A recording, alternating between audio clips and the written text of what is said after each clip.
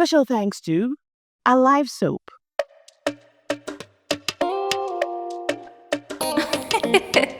Girl, listen. Can you feel over your face? We got this. Can you feel over your face?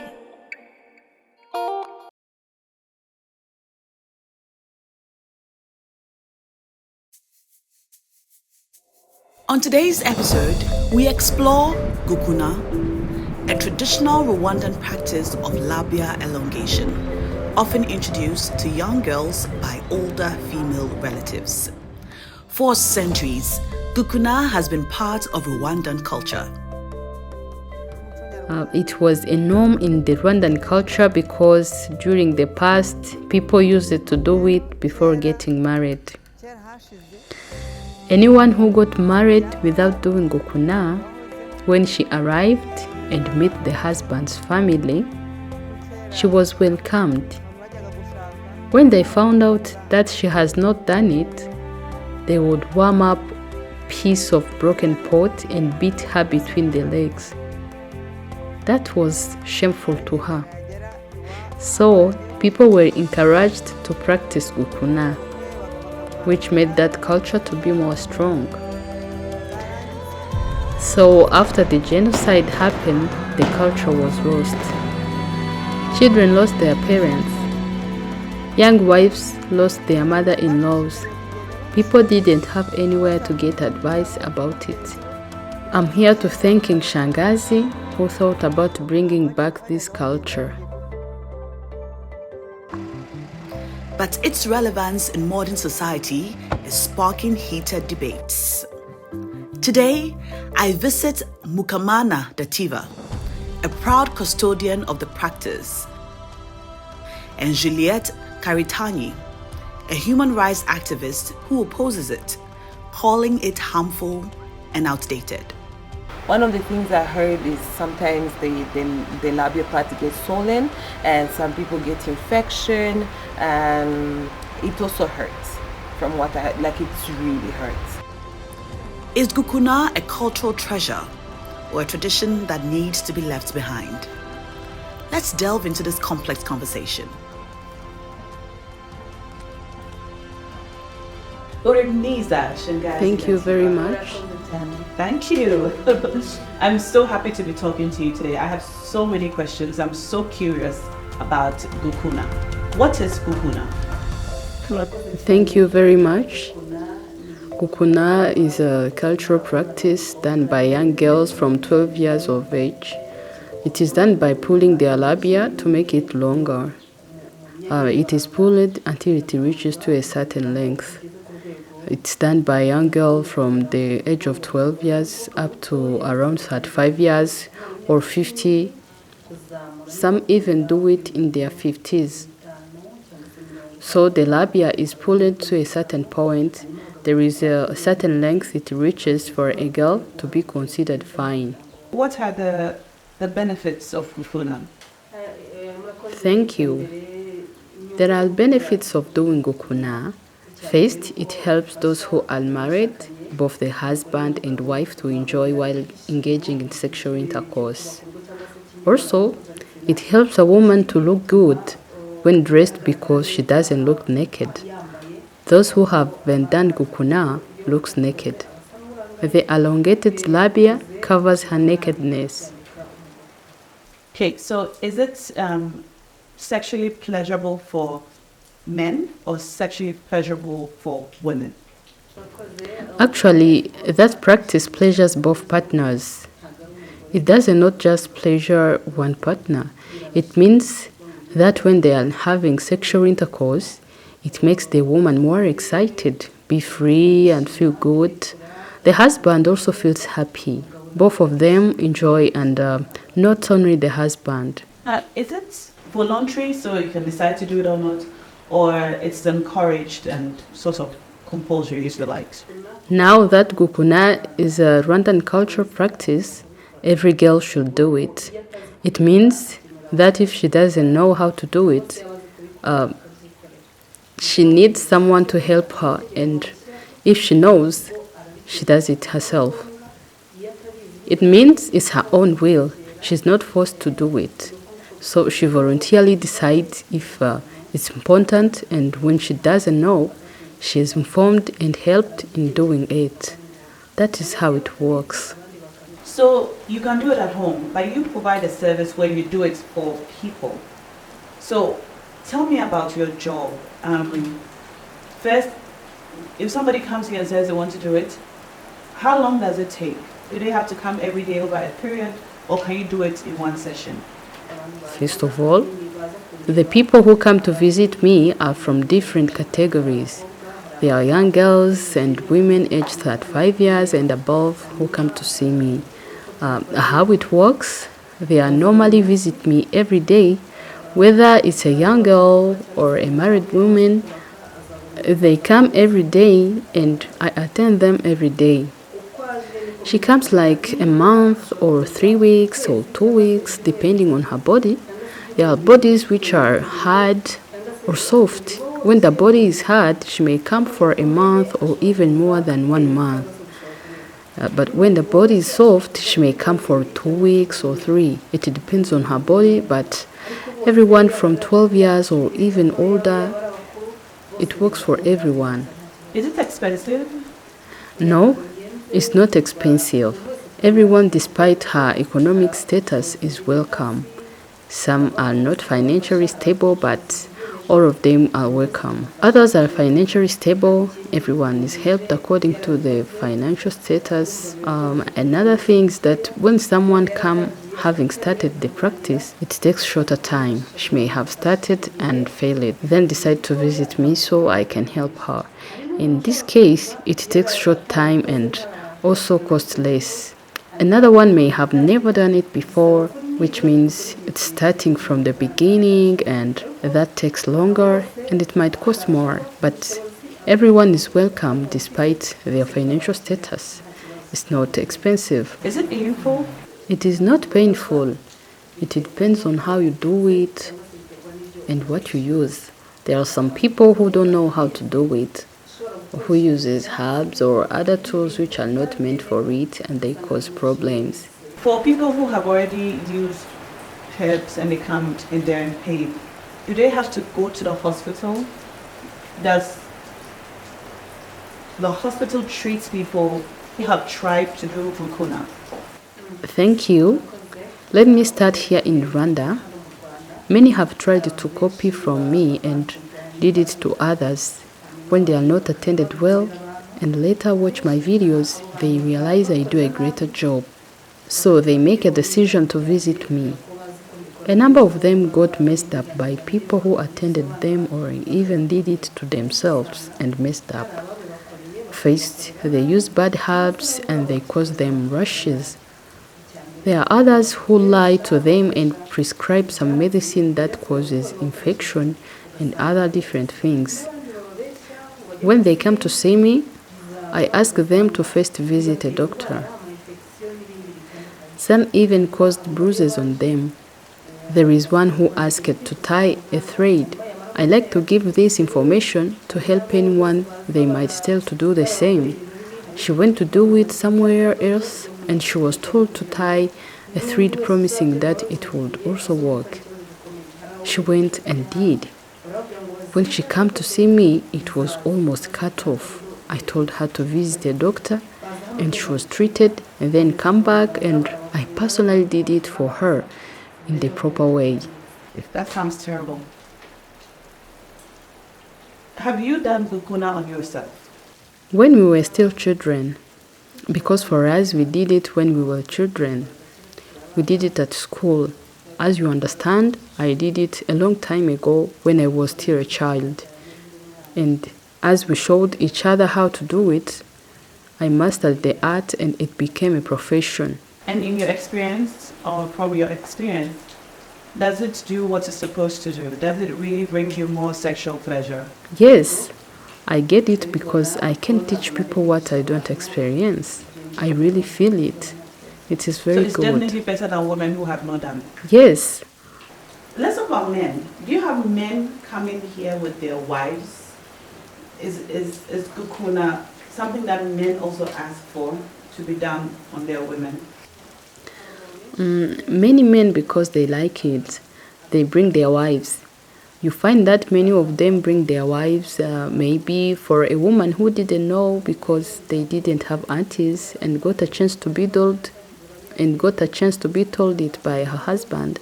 Some women accept to come. Women who are going to be married, most of the times I'm called by their men and they say, Shangazi, I'm getting married, but I have a girl who we are in love, but she hasn't done Gukuna, and I tell him to bring them. So the husband bring them, and unmarried men also bring them, and I thank them because it's a good idea. So tell me the consequences of not doing Gukuna. What's going to happen to you? On the side of women who get married without doing it, when she gets married, most of times men prefer women who have done it. In Kinyarwanda, they call it Guchimyeyo, Gukuna, Imishino, and other names. Women who like to come here and haven't done it yet, they tell me, Shangazi, now I'm staying in a different room after my husband left me and told me to go to my room. If I do Gukuna, then I can come back and we sleep together. So I meet such kind of women. Those are the consequences women face if they have not done Gukuna. Others are women who are physically assaulted because they didn't do it. They are beaten and the husband says, if you don't go to see Shangas and do it, we will not live together. Those are grave consequences I have seen. Okay, I want to know about your career. This is what you do for a living. How long have you been doing it for? And how has your career progressed? How do you get customers? Do you remember your first customer? And how many people walk in here daily asking for this service? This practice of Gukuna, I think it's been more than 20 years in the profession. I started a long time ago when I was young. At school, I was helping other children to do it when we were in primary school. At that time, I helped and showed them how to do it. As years passed, I found myself interacting with women and girls. In most cases, it was the young girls who approached me and saying, help us, show us, and I did it. Later on, because I had the spirit of helping people approached me, either women or young girls. That is when I made it profession and I helped them and did it for young girls and women. After making it profession, I thought about doing it for everyone because I realized the Rwandan society didn't know it because maybe they didn't have anyone to tell them about it, or maybe because they didn't care, or maybe because of illiteracy. I got to the point where I built my own facility. You understand, it had been a lot of years doing this. I was the only one who was doing it during those years. A long time before, many people did it, but then the practice stopped because of the problem that happened in Rwanda. The genocide against the Tutsi, where children lost their parents, friends, aunties. Then later I started to do it in that way. I have legal paperwork for it. There is no problem. I received many people after establishing the facility. People spread the word, and I also got published in different media houses. Many media houses visited me. Some based in Rwanda and even foreign countries came to visit me. There is the Voice of America, a German media, and other different newspapers from Rwanda because they could tell that I was building the Rwandan society positively. So I'm guessing this is the room where you perform the service. Okay, on this mat right here, right? Can you show me how you do it? Okay.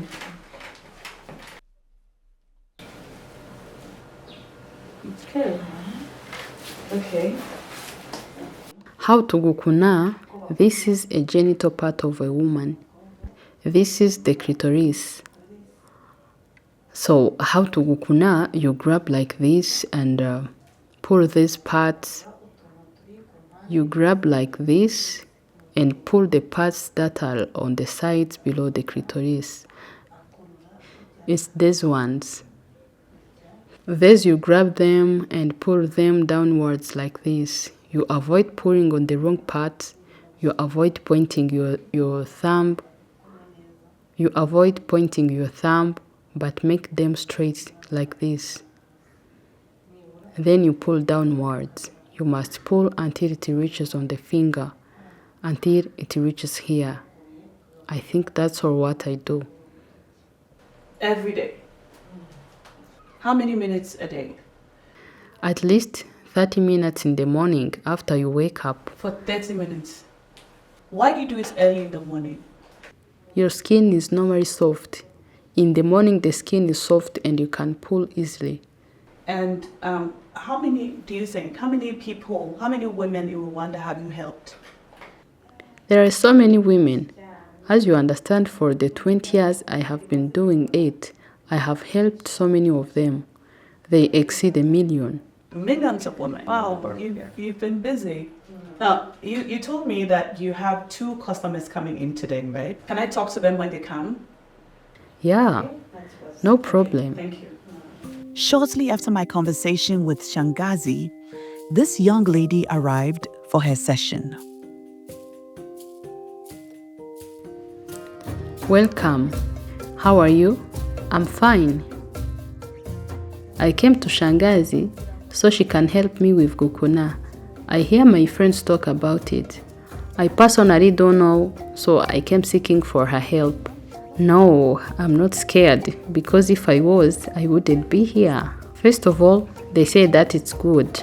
They talk about a lot of good things about it. I have never heard anyone saying bad things about it. The reason why I was late, I have parents, but they haven't mentioned it to me about it. I asked older people and they said that it helps when you are married, which is why I came here to see Shangas for help. I wasn't that curious, but I asked and they said that I have nothing to lose if I know more about it. I found that in Rwanda, Gukuna is more than just a practice. It's a tradition woven into the fabric of everyday life for many. For some, it represents healing, community, and a connection to their past and culture. But as Rwanda evolves, so do conversations around customs like Gukuna. While some see it as a cherished part of their heritage, others question its place in a changing society. Questions about human and sexual rights abuse arise. Today, I visit Juliette, a human rights activist who sees this practice through a very different lens than Shangazi and the other women we have heard from. What do you know about Gukuna and what are your thoughts about it? It's a sexual practice that have been done from years, and it holds so much meaning to the sexual practice. How is it done? Do you know how it's done? Okay, from what I heard, there will be a Guna who will come and talk to you, and mostly they will introduce it to you as a practice that will help you when you grow up. When you be giving birth, it will help you so that you have less pain during childbirth. And also, they will tell you also that it's a practice that you do so that you can please your man. And it used to be a sign of maturity, showing that you're from a girl to a woman. So every woman who's ready for marriage would go through the practice. But mostly, they will tell you to please your man. It will please your man. But does it have any advantages sexually for the woman? From what I heard, some would say yes, others would say no, because even scientifically, sexual pleasure is a range of different things that are coming together to make you feel happy or feel that pleasure in bed. Now, if we say that, that means that people who are in other culture, in other countries, don't experience pleasure, yet it's not true. But why have you taken a stand against it? Why don't you like it? Yes. One, it's because it's done to young girls. So for me, I believe a girl who's 8 years old is supposed to want to be in school, is supposed to live her innocence and know that the world is good. And I don't believe that sexuality is something that has to be taught at that early age. She needs to focus on school. She needs to, her privacy needs to be respected, and also because for me it's you're just violating a child's rights. Now, do you know of any side effects of the practice? I've heard many. One, when it comes to health, it's not done at the hospital. It's not done let's say at a clinic. It's done in places that are not clean. They don't follow any health protocol. So it's just done the way they've been taught by other people. So one of the things I heard is sometimes the labia part gets swollen, and some people get infection. It also hurts. From what I heard, like it really hurts. It's painful? It's very painful. To do it? Yes, because you're pulling the part of your vagina, so it's painful. And other consequences that I've heard, many of the people that I know say that the practice, when you get used to it, then it becomes like masturbation. And the older person who's masturbating the young person, at some point they get defiled. But these older girls or older women. And for me, I believe that's wrong, because this child is supposed to be not going through that. They're supposed to be kept in their innocence and just stay away from any kind of that kind of practice. So and also rape. One of the stories that I heard from my friend is when she was younger, the house help did it for her, and then after some time, when it was ready, because it grows, so when you pull, it has like different steps, different dimension. So and then the house help say to her, what are you going to give me as a sign of like to thank appreciation? Appreciation. And then she was like, what do you mean? She's like, I'll show you. And she said that the house help raped her. The female house help? Yes. That's one of the things that people don't talk about. How old was she? She told me she was 10. She was 10. She was still in primary school. That's terrible. Yes, it is. And that's why rape is not just done by men, rape is also done by women. And for me, having a young girl at that age being raped is not acceptable. That's terrible. Yeah. What's the position of the law on this?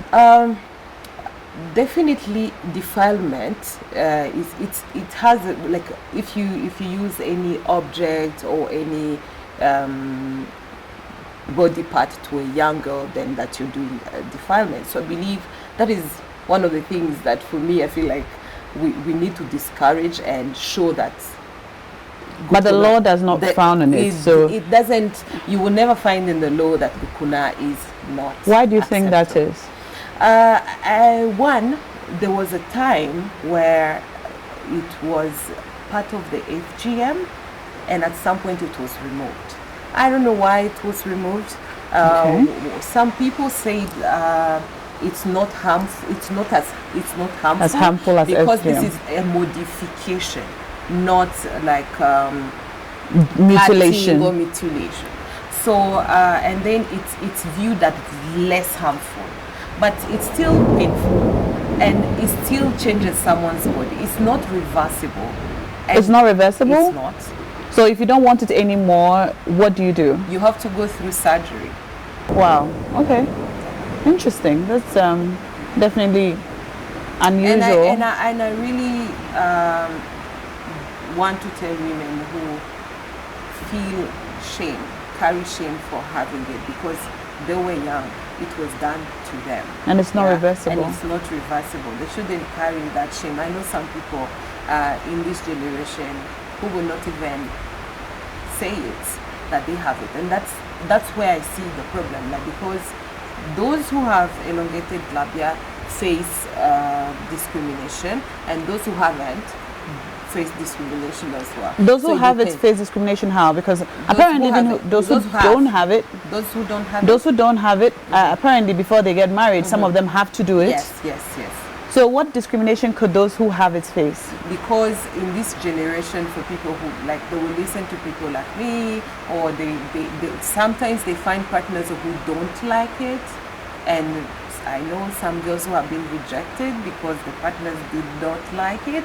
For example, the lady that just talked about who got married to a foreigner. So now why do we have to go through like being like appealing to someone, you know, like, and for me, I believe like it's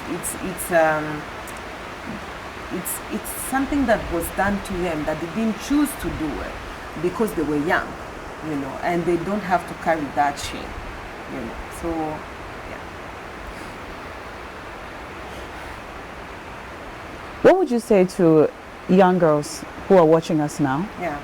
who don't have a say in the matter because perhaps they're under their parents' care and their parents think that they must do it? One, their body is their body, and they have the right to privacy. They have to denounce if it's something that is being done to them.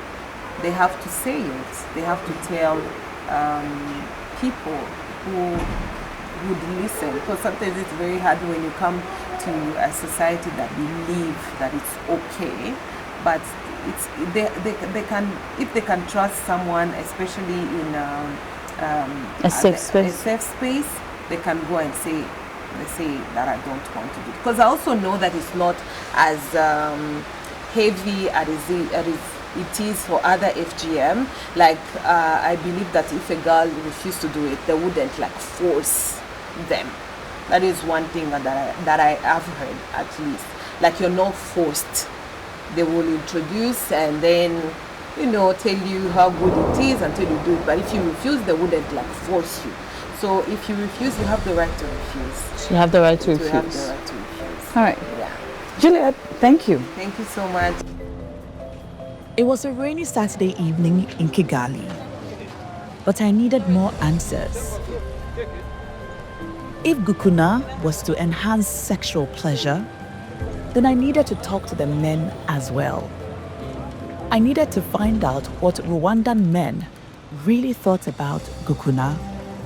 So I grabbed a coat, hopped on a bike, and headed for the market.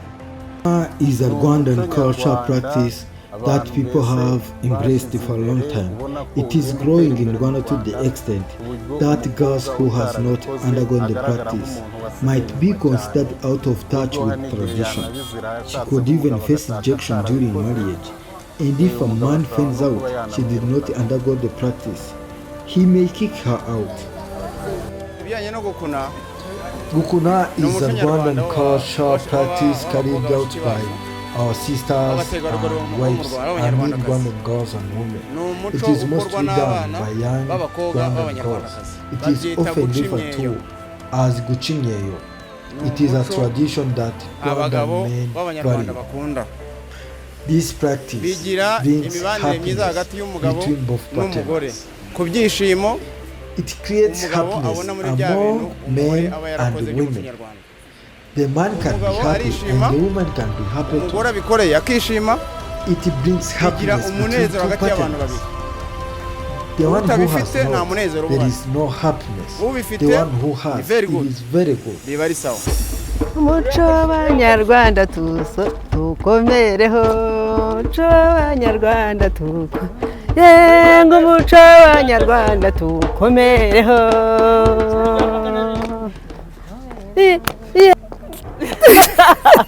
Now I'll teach you a dance from Ghana.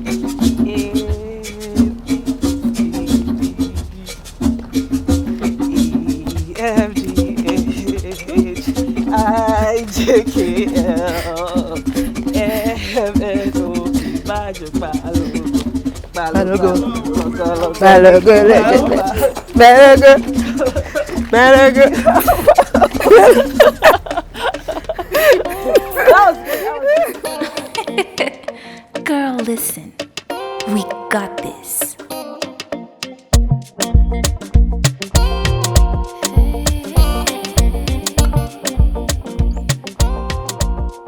Special thanks to our livestock.